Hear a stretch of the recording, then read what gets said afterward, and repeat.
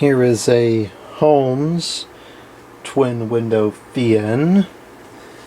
This is the Holmes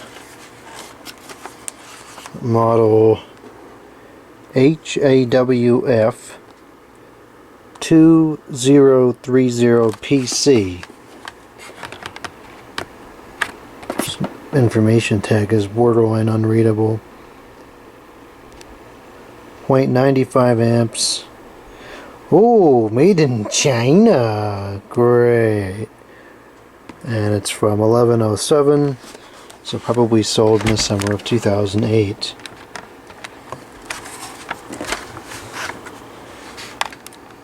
Automatically operated device to reduce the risk of injury. Disconnect from power supply before servicing.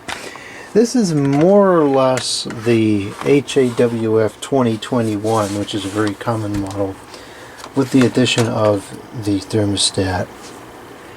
It's also a slightly different color. This one's a bit more of a greenish kind of color, I think. It's old enough to still not have the fused plug, although I believe this model is still in production, or at least was until very recently. A lot of these Holmes window fans have been in production for quite some time. A lot of the dual window ones anyways. These are okay. I think they're they're pretty loud, and I just don't find them super effective though, because, well, super effective for really changing the temperature of the room, because the fans are small. They're only 6-inch fans, and so the CFM volume this is going to push is pretty limited. But these are pretty powerful, and they move the air pretty far. So, you know, like upstairs in the computer room, for instance, sometimes it's nice to put this in the window, and then when I'm sitting across the room on the couch, I have a breeze coming in from the outside rather than a breeze just pushing around the air in the room. So I definitely have use cases for these, but if I really wanted to change the air in a room, I would not go for one of these unless it was a really small room. I have used one of these, the non-thermostat one, in the bathroom before, and it seemed to work pretty good. This one is in need of a good cleaning. It's got a fair bit of dust in there, although it's not too bad.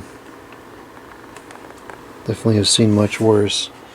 These are advertised as reversible, which is really a joke in 3/4, because you have to take it out of the window and just put it in the other way to get it to be so-called reversed.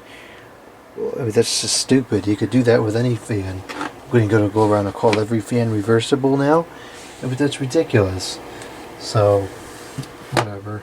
It's not really reversible like they claim that it is. Alright, let's go ahead and turn this thing on.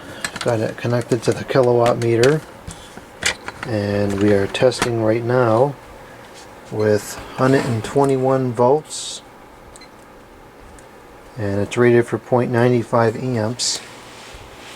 Try to get that meter in the frame. It's rated for 0.95 amps on high, so it's sort of on a low. Now the right fan is running okay, but the left fan is clearly having a problem. It sounds very, very dry. That's pulling 0.61 amps, and the left fan obviously isn't moving in here. But see, the breeze coming out of here is pretty strong.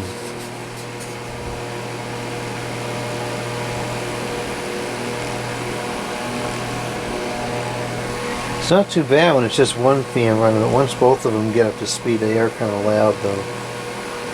Alright, there's no point running it for long like this, because this is no good, so we'll go to 2. It's working fine on the right, not so much on the left. That is 0.86 amps, which is right a little bit below where it claims to be, but not far off. Pretty good airflow out of the working fan. Let's check the thermostat. That is working. That's kind of odd how one is spinning so freely still, but the other is pretty much completely locked up. I guess that goes to show that there is a quality control issue here with consistency.